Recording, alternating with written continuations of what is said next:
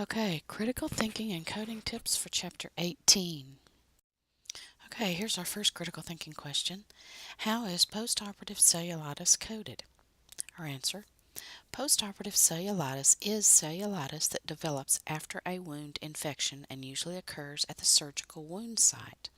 The principal diagnosis would be 998.59 for other postoperative infection, and the appropriate code for the cellulitis site would be coded as a secondary diagnosis.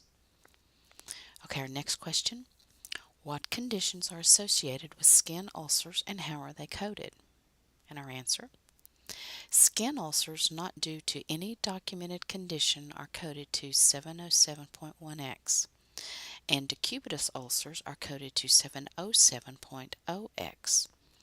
Other conditions that might be associated with skin ulcers include atherosclerosis with ulceration, which is coded 440.23, chronic venous hypertension with ulcer, which is coded 459.31, chronic venous hypertension with ulcer and inflammation, which is 459.33, and post-phlebitic syndrome with ulcer and inflammation is 459.13, and various diabetic ulcers would be coded within the range of 250.6 and 250.8. Now we'll cover some coding tips for this chapter. In Chapter 18, you will review the coding of pressure ulcers, which requires the assignment of two codes.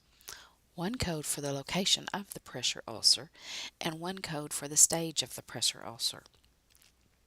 You will be coding some of these in the workbook assignment for this chapter. Now, the coding of ulcers with cellulitis. Cellulitis often accompanies skin ulcers. Depending on the reason for admission, either code could be sequenced as the principal diagnosis. If the patient is given IV antibiotics for treating the cellulitis, then the cellulitis would be coded as principal. And if the ulcer is debrided during the stay, then the ulcer could be sequenced as the principal diagnosis. In either case, both conditions can be coded. Now, cellulitis coding. Code the cellulitis code first by site. For instance, cellulitis of the leg is 682.6. If the infection is known, based on a skin culture and sensitivity, code the specific infection as an additional code. Review the laboratory results to see if an organism is specified and code the organism. In the above example, if the skin culture showed Staphylococcus aureus, a code of 041.11 would be added as a secondary diagnosis. Next, we'll continue with some coding tips. Impetigo. Now, impetigo is a superficial infection of the skin. There are two types, bullous and vesicular. Both are usually caused by Streptococcus, Staphylococcus, or both. It often appears with a minor skin injury. Treatment includes triple antibiotics. Now, coding metastatic melanoma. If the original and/or primary site has been removed and the patient is currently admitted for treatment of the metastatic site, code the metastatic site as the principal diagnosis with a V code to identify the history of melanoma, which is V10.82. The melanoma will often spread or metastasize to other sites of the skin. The physician's documentation should guide the coder to determine whether the melanoma is still the primary site or is now considered a metastatic site. Query the physician if there is any confusion in the documentation. And finally, sequencing guidelines for cellulitis in open wounds.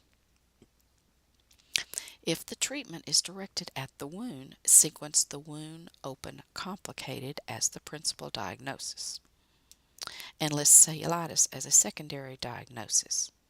If the treatment is directed toward the cellulitis, sequence the cellulitis as the principal with the open wound complicated as the secondary diagnosis. Again, in both situations, both conditions should be coded. Okay, and we'll wrap this chapter up with a review. The procedure section of Chapter 18 specifically deals with skin grafts. Become comfortable in your knowledge of the different kinds of skin grafts that are performed and which code is appropriate for each. such as free skin grafts versus pedicle grafts versus flaps, and the kinds of grafts in each section.